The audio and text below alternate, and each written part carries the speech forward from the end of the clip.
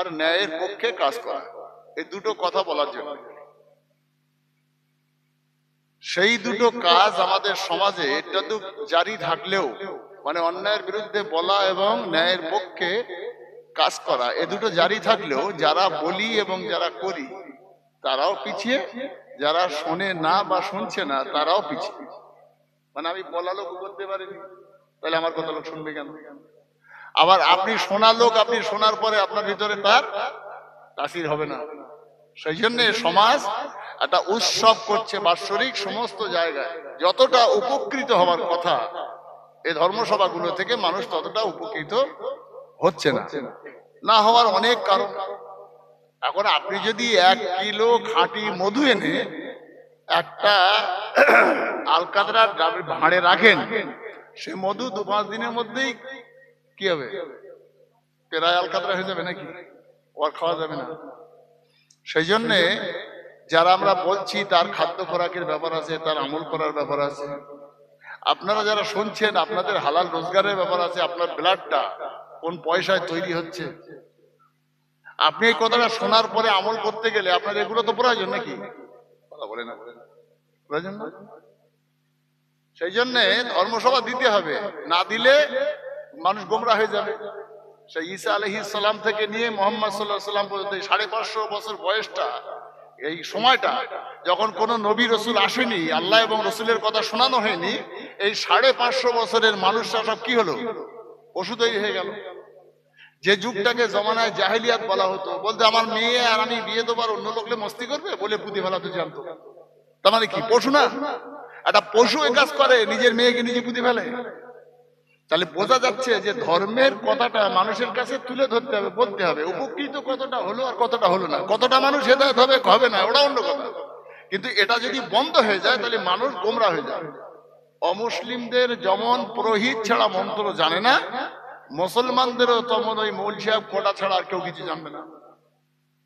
সেই জন্য আল্লাহ বলেছেন যে না, এই ফজলুর রহমান তুই বলো, আমাকে বলতে বলছেন, মাওলানা সাহেব আব্দুল হাকিম সাহেবকে বলতে বলছেন যে ওয়াজাক্কির ফাইন্না যিকরা তানফাউল মুমিনিন। আল্লাহ বললেন, এই তুই মাওলানা হয়েছিস, আমি তোকে বলেছি, আমি সার্টিফিকেট দিয়েছি, ইন্নামা ইয়াখশাল্লাহ মিন ইবাদিহিল উলামা। আর রাসূলুল্লাহ বলেছেন আল উলামা ওয়ারাসাতুল আম্বিয়া। আল্লাহ বলছেন আমরা আলেমরাই আমাকে ভয় করে, আর নবী বলছেন এরাই আমার ওয়ারিস। তাদের দুজনার আল্লাহ এবং রসুলের কথাটা আমাকে যখন শিখিয়েছেন মহান আল্লাহ, তাহলে আমার দায়িত্ব এবং কর্তব্য হলো আপনার সামনে সেই কথাটা তুলে ধরা। ফাইন্না যিকরা তানফাউল মুমিনিন, যারা ঈমানদার হবে তাদের এর দ্বারাই উপকৃত হবেন। জোরে বলেন সুবহানাল্লাহ। বোঝা যাচ্ছে নিশ্চয়ই আমি কি বলতে চাইছি? আমরা সব ভেজাল, তার ভিতরেও এটা বলতে হবে। সব ভেজালের মাঝখানেও বলতে হবে। কেন বলতে হবে? ইমানদারদের লাভ হয়। আপনি একটা মশলা কিনতে শিখে যাবেন, ব্যাস যথেষ্ট। সেই জন্য এই প্রথা চালু থাকা ভালো, তবে অপচয় করা অন্যায়। আল্লাহ বলেছেন কুলু ওয়াশরাবু ওয়ালা তুসরিফু ইন্নাল মুবাযযিরিনা কানু ইখওয়ানাশ শায়াতিন। ধর্মসভা করো, ধর্মসভায় ব্যয় করো, তবে যেন বেশি অপচয় করতে যেও না। অমুসলিমদের সঙ্গে পাল্লা মেরে তাহলে তুমি শয়তানের ভাই হবে। কে বলেছেন? আল্লাহ বলেছেন কোরআনে। তো আমাদের দেশে তো এখন মিলাদের থেকে মিলাদের প্যান্ডেল, মিলাদের লাইটিং, মিলাদের ফাইটিং, মিলাদের গেট, এখান থেকে সেই গলিপড়ার মোড় পর্যন্ত সব চতুর্দিকে রাস্তার পাশে সেই স্ট্রাকচার টাঙিয়ে তাদের সব নকশা করে, আর মেয়ে ছেলে বেটা ছেলে সব ফুচকার দোকানে হুড়োহুড়ি বাজাবাজি। এরা ধর্মসভা না উৎসব? এই উৎসবে কতটা লাভবান হবেন আপনি বলুন? কথা বুঝতে পারছেন না আমি কি বলছি? সেই জন্য আল্লাহ বলেছেন, কিন্তু অপচয় করতে মানা করেছেন। অতিরিক্ত কোন জিনিস ভালো নয়। কেতাবে পড়েছি একটা আরবি গ্রামারে যে খয়রুল উমুরে আওসাতুহা, মিডিয়ামটা ভালো। আপনি সাধারণ মানুষ বেশি বুজুর্গ সাজিয়ে যাবেন না, বিপদ হয়ে যাবে। আপনি আলেম মানুষ, আবার খুব বড় পাণ্ডিত্য দেখাতে গিয়ে মানুষদের সব কাফের বলে দিও না, তাই তুমিও জাহান্নামে চলে যাবে। তাহলে আলেম তোমার থমাটাও তুমি সোজা করো, সাধারণ মানুষ তুমি তোমার মতন হেউড়ে সেজে থাকো নাকি? দুটো চটি বই বা দুটো ইউটিভিতে বাঁদরগুলোর বাঁদরামি শুনে আপনি যদি ফতোয়াবাজি করেন, আপনার ইমান আমার খাতরায় পড়ে যাবে। আমি ইউটিভিতে ওয়াজ করার বিরোধী ছিলাম। বুড়ো বয়সে আমার এসে ওতে মুখ খুলতে হলো শুধু একটা কারণে, যে আমি যদি এখন কষ্ট করে একটা কেতাব লিখি, সেই কেতাব লিখে ছাপবো, ছেপে আপনাদের কাছে দেবো, তুলে সেটা পরিচিতি হতে অনেক সময় লাগবে। সে বই আর ছেলেপিলে পড়ে না, সব মোবাইলে দেখছে। তাই মোবাইলে যখন বাঁদরেরা বাঁদরামি করছে, সেই বাঁদরামির জবাব দেওয়ার জন্য বাধ্য হয়ে আমার মোবাইলে মুখটা খুলতে হয়েছে। বুঝতে পারছি কি বলছি? কি বাঁদরামি করছে জানেন?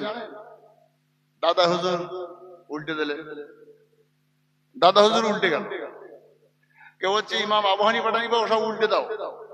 এই দাদা হুজুর উল্টে দিলে হবে না, ইমাম আবু হানিফা উল্টালে হবে না। সেই কথাগুলো বলার জন্য আমি ওই ভিডিওটায় ওই মোবাইলের মাধ্যমে মানুষের কাছে কথাটা পৌঁছে দিচ্ছি। এটা যদি আল্লাহ কবুল করে, এটাই আমার জন্য নাজাত হয়ে যেতে পারে, এটা আমার বিশ্বাস।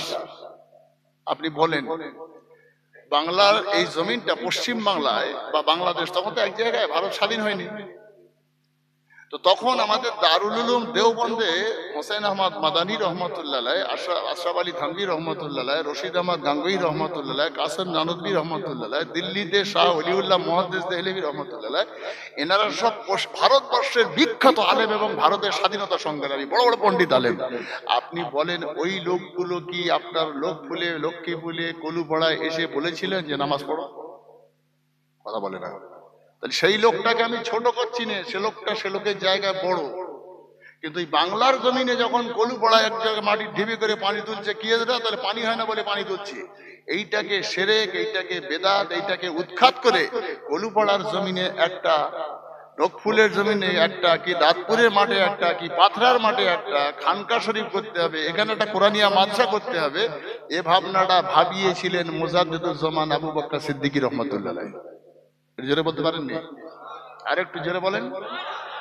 তাই বাংলার জমিনকে সংস্কার করার জন্য, বেদাত শিরককে উৎখাত করার জন্য লড়াই, সংগ্রাম, আন্দোলন, এই কাজটা করেছিলেন দাদা হুজুর কেবলা, তার খলিফা মুরিদ মুতাকিদিন আল্লামা রুহুল আমিন, আল্লামা শাহে জালালি, হযরত আব্দুল আজিজ কনকপুরী, মইজউদ্দিন হামিদি, ডক্টর শহীদুল্লাহ সাহেব, হযরত মাওলানা আহমদুল্লাহ মেদনাপুরি, এনারা নাকি কথা বলে না। মক্কার জমিনে বিশ্ব নবী হযরত মুহাম্মদ সাল্লাল্লাহু আলাইহি সাল্লাম ইসলাম প্রচার করেছিলেন। মক্কার লোক মেনে নিল? তারা হুজুরকে তো বিতাড়িত করলেন, দেশ ছাড়া করে দিলেন, মার্ডার করে দেবে, ঘর ঘিরে ফেললো। শোনা নেই গল্প? ঘিরেছিল কে? নবীর চাচা আবু সুফিয়ান বাহিনী দিয়ে ঘরটা ঘিরে ফেলেছে। সেদিনে নবীকে সেদিনে মার্ডার করে দেওয়া হবে। আবু তালেব মারা গেছে, খাদিজা মারা গেছে, নবী একা হয়ে গেছেন। সেই দিনে মহান আল্লাহ বলেছিলেন, আমার হাবিব আপনি বেরিয়ে যান। রাসূলুল্লাহ সেদিনে হিজরত করছেন, মক্কার ঘরের থেকে বেরিয়ে গেলেন আর মদিনার পথে পাড়ি দিলেন। সেদিনে ছিলেন সঙ্গে হযরত আবু বকর সিদ্দিক রাদিয়াল্লাহু তাআলা। এখন ছেড়ে দে কি বলে, ছেড়ে ধরা নাকি, ছেড়ে দে তেড়ে ধরা নাকি, একটা প্রবাদ বাক্য আছে।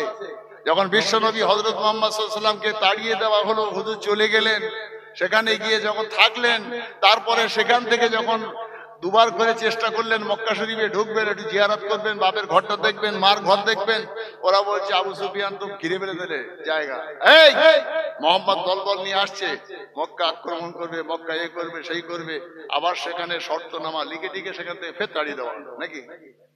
এটাকে বলা হয় সুলহ হুদায়বিয়া। সেখান থেকে ফের চুক্তি করে তাড়িয়ে দিলেন। সে অনেক লম্বা কাহিনী, আমি সেদিকে যাচ্ছি না। আমি বলছি যে তাড়িয়ে দেওয়ার পরে আপনার আমার নবী হযরত মুহাম্মদ সাল্লাল্লাহু আলাইহি সাল্লামের কাছে মক্কার লোকেরা লাইন দিয়ে যখন যেতে লাগলো এবং কলেমা পড়ে যখন দলটা ভারী হলো, হুজুর তখন আর ওই আবু সুফিয়ানের দয়ায় নয়, এবারে নিজে স্বনির্ভর হয়ে দলবল নিয়ে মক্কা ঢুকলেন নাকি। ঢুকবার পরে শুরু হলো লড়াই। লড়াইটা মুহাম্মদ সাল্লাল্লাহু আলাইহি সাল্লাম এবং তার লোকজন করলে হেরে যেত, জিত হতো না। তাহলে হুজুর ওয়াজ ঝগড়া করছিলেন, লড়াই করছিলেন, তার দলবলশীল নিয়ে নয়। আল্লাহ কোরআনুল কারীমের একটা সূরা নাযিল করে বলে দিলেন, আমার হাবিব আপনার কাজটা আপনি করুন, আমারটা আমি করে দিচ্ছি। কি করেছিলেন? ইযা জাআ নাসরুল্লাহি ওয়াল ফাতহু ওয়া রাআইতান নাসা ইয়াদখুলুনা ফি দীনিল্লাহি আফওয়াজা। সূরা নাযিল করলেন, সূরা নসর। দোকান করে বাপের টাকা আছে, শ্বশুর বাড়ির জমি বেচা টাকা আছে, ফারাজ বাসা আছে, ধাপ্পাবাজি আছে, ঢোকাবাজি আছে, দালালি আছে, চিটিংবাজি আছে, টাকার পাহাড় আছে, আপনি দোকানটাকে সুন্দর করে সাজিয়ে মাল তুলবেন, খরিদ্দার আপনার দোকানে আসবে না, খরিদ্দার পাঠায় আল্লাহ। কথা বলে না? মাল থাকলে খরিদ্দার আসে না। লোক বলে না মাল থাকলে খরিদ্দার অভাব নেই, এটা ভ্রান্ত ধারণা। মাল থাকলে খরিদ্দার আসবে না, খরিদ্দার আল্লাহ পাঠায়। বিশ্বাস আছে? দেখেননি? বিশ্বাস নেই? টাকা থাকলেই সম্মান হবে না, মাল থাকলে খরিদ্দারের অভাব নেই, এটা ভ্রান্ত ধারণা। আল্লাহ খরিদ্দার পাঠায়। এই সেদিনে নবী হযরত মুহাম্মদ সাল্লাল্লাহু আলাইহি সাল্লাম তিনি তার সঙ্গবাঙ্গ নিয়ে যখন মক্কায় ঢুকলেন, আল্লাহ বলছেন আমার হাবিব শুরু করে দেন, আমি আমার সাহায্য পাঠাচ্ছি আপনাদের উপরে। জোরে বলেন সুবহানাল্লাহ। ইজা জা নাসরুল্লাহি ওয়াল ফাতহ। শুধু সাহায্য নয়, আমি আপনাকে জয়ী করাবো। করালেন। ওরাইতান নাস ইয়াদখুলুনা ফি দীনিল্লাহি আফওয়াজা। আর সেই দিনে মানুষেরা দলে দলে আপনার দলে ঢুকে যাবে, আর সেদিনে দেখবেন যে সেদিনে ওরা হতাশ হয়ে যাবে। মানুষ দলে দলে ইসলাম গ্রহণ করতে লাগলো, কিছু মানুষ খুন হয়ে গেল। হযরত মুহাম্মদ সাল্লাল্লাহু আলাইহি সাল্লামের দল যখন পরিপূর্ণ ভারী, সেই সময় বেঈমান আবু সুফিয়ান তার দলবল নিয়ে ডাইনে বাঁয়ে গোটা কত চামচা বেলচে আছে, বাকি লোক সব মুহাম্মাদের দিকে। এটা জোরে বলতে পারেননি? হযরত মুহাম্মদ সাল্লাল্লাহু আলাইহি সাল্লাম তখন চাচা দাঁড়িয়ে আছে চারটে ছড়া চামচাদের নিয়ে। এসে কি বলছেন? মুহাম্মদ হাত জোড় করে বলছি জীবন ভিক্ষা দাও। কে বলছে? সেই আবু সুফিয়ান। মনে আছে? যে রাত্রে মার্ডার করবে, ঘর ঘিরে ফেললো, যে লোকটা সেদিনে সুলহ হুদাইবিয়া করে ফের তাড়িয়ে দিল, সেই আবু সুফিয়ান মুহাম্মদুর রাসূলুল্লাহ সাল্লাল্লাহু আলাইহি সাল্লামের কাছে হাত জোড় করছে, মুহাম্মদ জীবন ভিক্ষা দাও। আপনার আমার নবী সেদিনে বলেছিলেন চাচা তুমি কি বলতে চাইছো? সবকটা তো বডি ওয়ারেন্ট, এসব দেখলেই শুট করে দেওয়ার কথা। ওমর বলতেছে দেই, তো বলছে না দাঁড়াও, সবকটা দেবে খাস খাস করে কেটে, এটাই হিসাব। আবু সুফিয়ান চাবিটা দিয়ে বলছে মুহাম্মদ এই নাও কাবার চাবি, তোমার বড় শখ ছিল মক্কার লিডার হবে, মক্কার নেতা হবে, তাই চাবিটা তোমার দিয়ে দিলাম বাবা, আমাকে জীবন ভিক্ষা দাও, আমার মেরে ফেলো না। নবী চাবিটা নিয়ে কি বলেছিলেন সেদিনে? আপনার আমার নবী বললেন ও চাচা চাবির জন্য লড়াই নয়, মাতব্বরির জন্য লড়াই নয়। ও চাচা চাবিটা না দিয়ে আসমানের চাঁদ আমার ডান হাতে তুলে দিতে, বাম হাতে যদি সূর্যটা দিতে, আমি মুহাম্মদ তাতে খুশি হতাম না। বরং চাচা শুনে নাও, তুমি যদি পরকালের ভাবনাটা ভেবে একবার কলেমা শরীফটা পড়ে নিতে, আমি মুহাম্মদ বেশি খুশি হতাম। আবু সুফিয়ানের মনটা কেঁপে গেল, এত বড় জালিম অত্যাচারী, আর আমার মতো লোককে এখনো বলছে বেহেশতে নিয়ে যাবে মুহাম্মদ। দেরি না করে হাতটা ধরে বলছেন বাবা দাও কলেমা পড়ি। এটি জোরে বলেন, মুসলমান হলো। আবু সুফিয়ান হাত ছাড়ে না, রাসূলুল্লাহর হাত ধরে আছে। বিশ্বনবী চাবিটা হাতে দিয়ে বলছেন চাচা এই নাও তুমি চাবি। তখন কাবা শরীফ খুলতে, দেবদেবীর পুজো করতে, এই কাবা খোলার পরে কাবার সামনে ব্যভিচারী করতে, এই কাবা শরীফের উৎসবে মেলায় তুমি মদের ঠেক বসাতে, তুমি জুয়ার আসর বসাতে। চাচা আজকে তুমি ঈমান এনেছো, তুমি কাবার চাবিটা দিয়ে রাখো, এই কাবা তুমি পরিচালনা করবে, এখানেই তুমি আজান দেওয়াবে, এখানেই তুমি নামাজ পড়াবে। এখানকার সঠিক মাতব্বর তোমাকে আমি আবার করে দিলাম চাচা, আর দোয়া করছি তোমার আওলাদেরা কিয়ামত পর্যন্ত এই কাবার পরিচালনা করবে। চাবিটা দিলেন, দোয়া করলেন, মাতব্বরি দিয়ে দিলেন। তারপরেও আবু সুফিয়ান হাত ধরে হাওয়া করে কাঁদছেন, কান্না বন্ধ হয় না, হাত ছাড়ে না। চাচা আর কি, আবার কান্নাকাটি কিসে? আবু সুফিয়ান বলছে ভাতিজা বড় কষ্টের সঙ্গে নির্লজ্জের মতো তোমার সামনে আর একটা কথা বলছি। ও বাবা মুহাম্মদ, তোমার চাচিকে যদি আনি তুমি কি তাকে ক্ষমা করে দেবে? কাকে?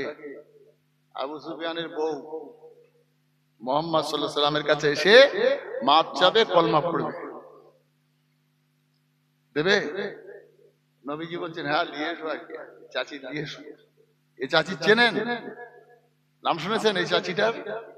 এর কর্মকাণ্ড শুনলে আপনার জিভ শুকিয়ে যাবে। বিশ্বনবী বললেন, চাচা নিয়ে আসো চাচিমাকে। চাচিমা আসলো, রাসূলুল্লাহর হাতটা ধরে বলছেন, বাবা মোহাম্মদ, আমার বড় লজ্জা হয় তোমার সামনে মাথাটা উঁচু করতে, তোমার সামনে মুখ দেখাতে শরম লাগে। তথাপিও তুমি যখন ইসলামের দাওয়াত দিয়েছো, তোমার চাচা যখন ঈমান এনেছে, আমিও কলেমা পড়তে চাই, আমাকে ক্ষমা করে দিয়ে কলেমাটা পড়িয়ে দাও। বিশ্ব নবী মাফ করে দিয়ে হাতটা ধরে কলেমা পড়িয়ে দিলেন। আরেকবার জোরে বলেন, চাচির কাণ্ডটা কি? এই সেই চাচি, আমার আপনার নবী বিশ্ব নবী বলেছেন, আসাদিল্লাহিল গালিব, আল্লাহর বাঘ হলো হযরতে আলী, আর আল্লাহর সিংহ হলো হযরতে আমির হামজা।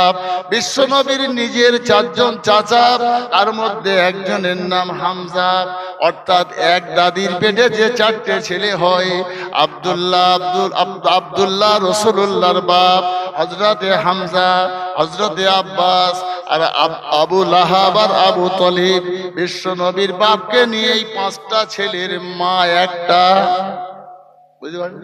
আব্দুল মুত্তালিবের এক বুড়ির পেটে, আব্দুল মুত্তালিবের এক স্ত্রীর পেটে পাঁচটা ছেলে, তার মধ্যে দুজন ইমানদার, একজনের নাম হামজা, একজনের নাম হযরত আব্বাস, আর দুটো বেঈমান, একটার নাম আবু তালেব আর একটার নাম আবু লাহাব। এরা এক মায়ের পাঁচ বেটা। হযরত হামজা রাসূলুল্লাহর চাচা, আল্লাহর সিংহ। জিহাদের ময়দানে, উহুদের ময়দানে যারা হাজী সাহেবরা গেছেন দেখেছেন, 70 জন শহীদের মাঝখানে হুজুরের লাশটা দাফন করা আছে। ও ভাইজান আমার, হযরতে হামজার বুকটা ফেড়ে দিয়ে, কলিজাটা দাঁত দিয়ে চিবিয়ে টুকরো টুকরো যিনি করেছিলেন, তিনি হলেন এই সেই চাচি, অর্থাৎ হযরত আবু সুফিয়ানের স্ত্রী। এর নাম সেই হিন্দা। রাসূলুল্লাহর চাচার যে কলিজা চিবিয়েছিল, সৈয়দুস শুহাদা হযরত আমির হামজার, এই লোকটা যে চিবিয়ে টুকরো টুকরো করলো, সেই মেয়ে ছেলেটা, সেই মহিলাটার নাম হলো হিন্দা। ও ভাইজান, হিন্দার পেটে একটা ছেলে হয়, যে ছেলেটার নাম হলো, যে একটা হিন্দার পেটে যে মেয়েটা হয়, সেই মেয়েটার নাম হলো উম্মে হাবিবা। ও ভাইজান, বিশ্বনবী মুহাম্মদুর রাসূলুল্লাহ সাল্লাল্লাহু আলাইহি ওয়াসাল্লাম হিন্দার সেই মেয়ে অর্থাৎ উম্মে হাবিবাকে বিয়ে করেছিলেন। আবু সুফিয়ান একদিকে যেমন চাচা, আর একদিকে তেমন শ্বশুর। হিন্দা একদিকে যেমন চাচি, আর একদিকে তেমন তার শাশুড়ি আম্মা। বিশ্বনবী ক্ষমা করে দিয়ে কলেমা পড়িয়ে দেন। আর একবার জোরে বলেন সুবহানাল্লাহ। ইসলাম বড় কঠিন এবং খুব সহজ। আপনি শুধু হুদুসে কিছু শোনার পরে এ কাফের ও বেঈমান বলে দেন, নিজে বেঈমান হয়ে যাবে। কঠিন মোকাবেলা, লড়াই সংগ্রাম করে বিশ্বনবী হযরত মুহাম্মদ সাল্লাল্লাহু আলাইহি ওয়াসাল্লাম মক্কা জয় করলেন।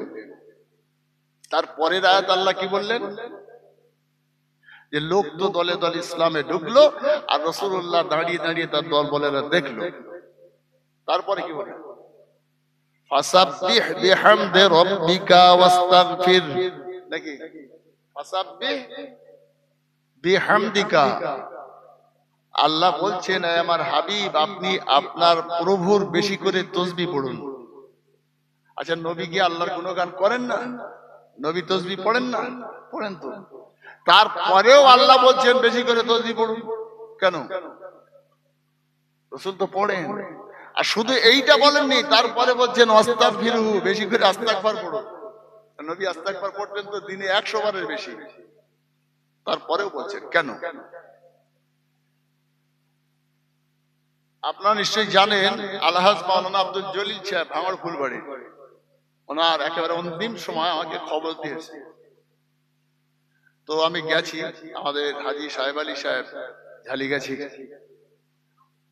আমি গেছি। তো উনি এরকম দুমড়ে শুয়ে আছেন জানালার পাশে। তখন আর কি, তার দুদিন পরে ইন্তেকাল করলেন। তা আমি গেছি, মাথায় হাত দিয়েছি, আমার বলছে, মাও সাহেব আর হবে না, দোয়া করে দেন, ছাড়িয়ে দেন। তাই ফোক দিচ্ছি আর সান্ত্বনা দিচ্ছি, হ্যাঁ কিচ্ছু হবে না, আপনি এরকম করেন। তো না, লাইন খারাপ হবে না। দুদিন পরে ইন্তেকাল করেন। আমি বলছি, মাও সাহেব বেশি করে তওবাদিল্লাহ করেন, আর একটু আল্লাহর কাছে কাদা কাটা করেন। আচ্ছা, আর মাওলানা জলিল সাহেব জানতেন না? যেরকম কঠিন সময় তওবাদিল্লাহ করতে হয়, কান্নাকাটি করতে জানেন তো। তারপরেও আমি বলছি, তার মানে কি সান্ত্বনা দেওয়া কথা, সান্ত্বনা দেওয়া না। রাসূলুল্লাহ সব জানেন, তারপরেও আল্লাহ বলছেন বেশি করে তাসবিহ পড়েন, বেশি করে আস্তাগফার পড়েন। আস্তাগফিরহু ইন্নাহু কানা তাওয়াবা। এই আয়াত তথা সূরাটা নাযিল হওয়ার পরে সাহাবায়ে কেরামগণেরা কাবার উপরে উঠে দপ বাজাচ্ছেন, সেখানে তারা কবিতা পাঠ করছেন, আনন্দে মেতে পড়ল মক্কা শহর।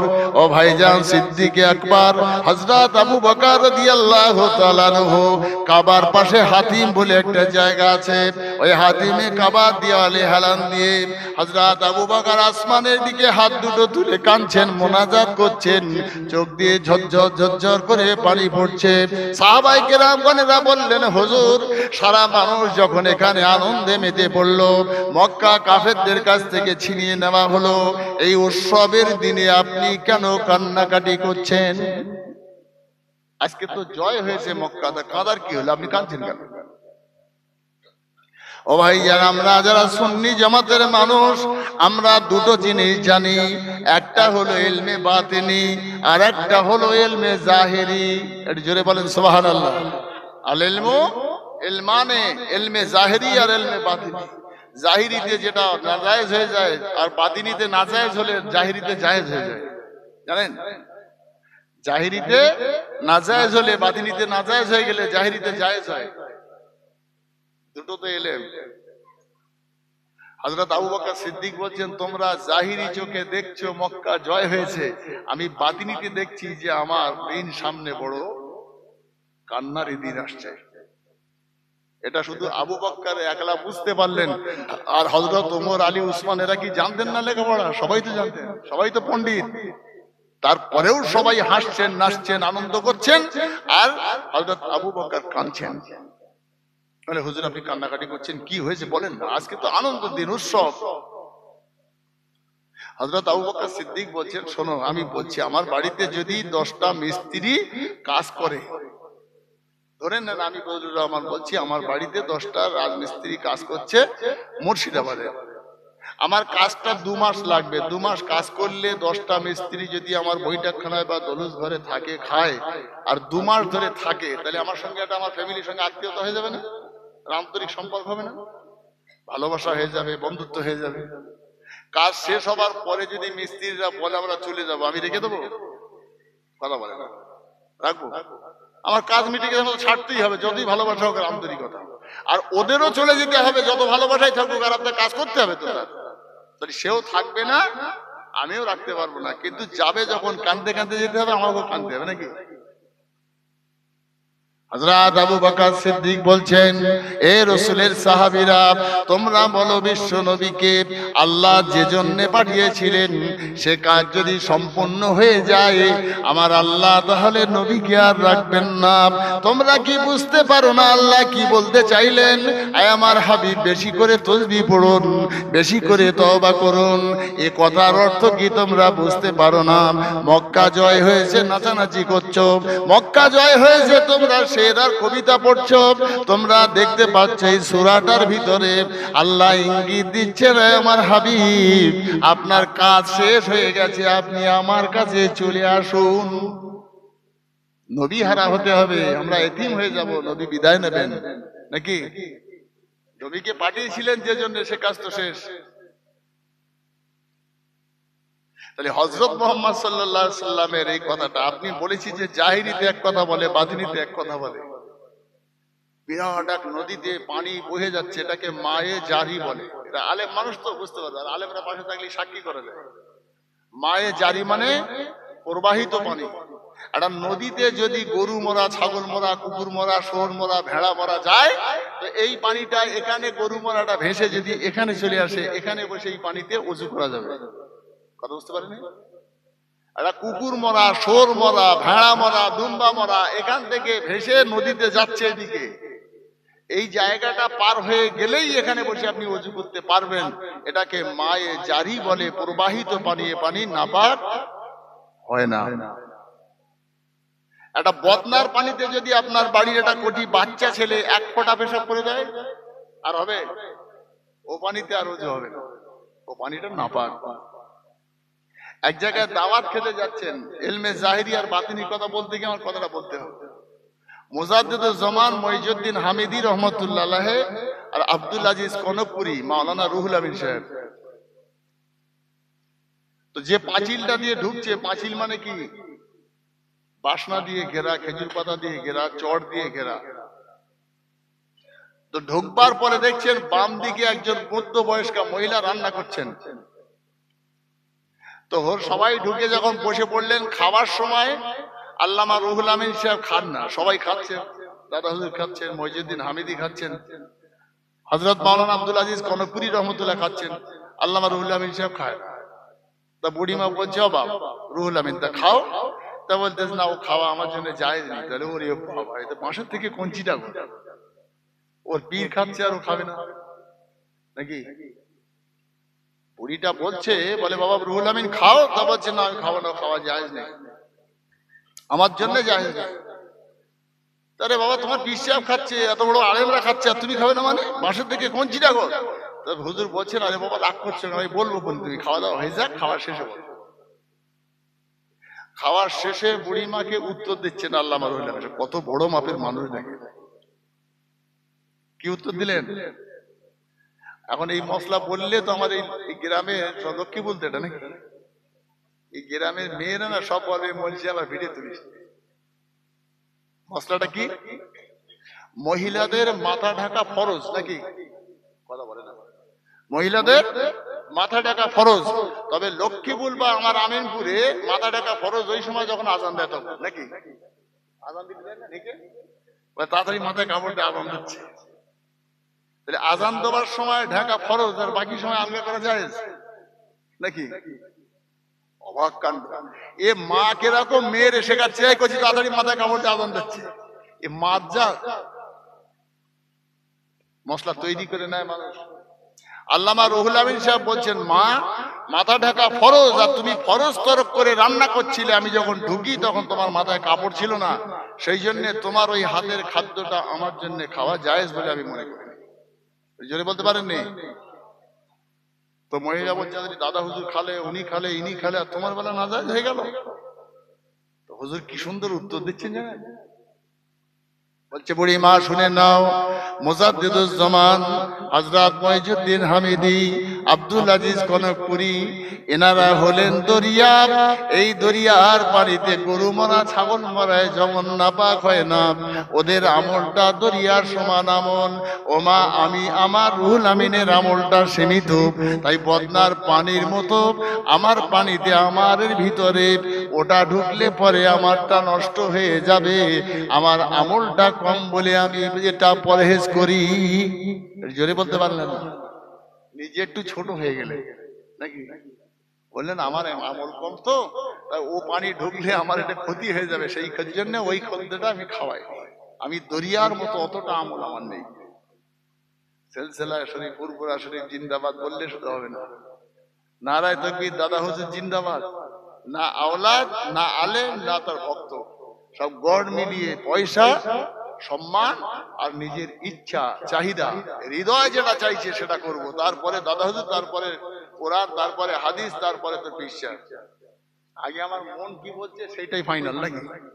একে আগে প্রাধান্য দেওয়া হবে, তারপরে অন্য কাজ। আর এই জায়গাটাকে পরিষ্কার, এটাকে হৃদয় নামক জমিন বলা হয়। এইটা পরিষ্কার করবার জন্য আপনার আমার নবী 53 বছর ধরে ওদের শুধু নিড়েল খুঁজে খুঁজে শিরক, বেদাত, মদ, রাহাজানি, গীবত, পরচর্চা এসব উৎখাত করে দেওয়ার পরে হৃদয়টাকে স্বচ্ছ আয়নার মতো জমিন তৈরি করার পরে বিশ্ব নবী 53 বছর বয়সে মেয়ারাজে গেলেন।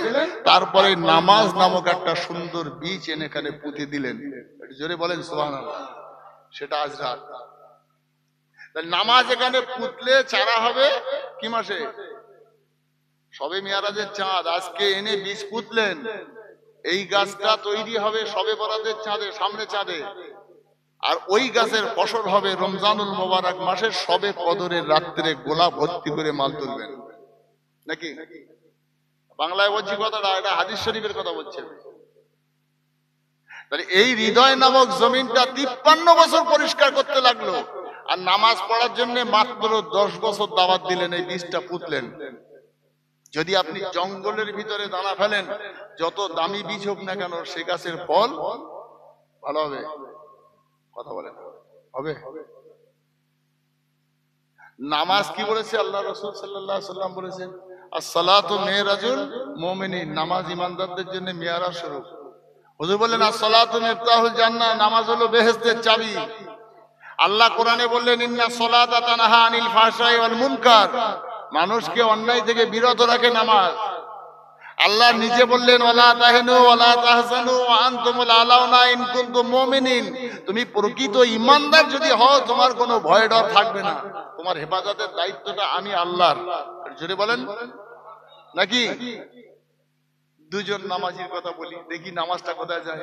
আল্লাহ বললেন ফালিয়াবুদু রাব্বা হাযাল বাইত, আমার ঘরে এসে যারা আমার ইবাদত করে, নামাজ পড়ে, তাদেরকে আমি আল্লাহ বলছি যে আমানত দেব এবং তাদের ক্ষুধার্ত রাখবো না। একটু জোরে বলেন।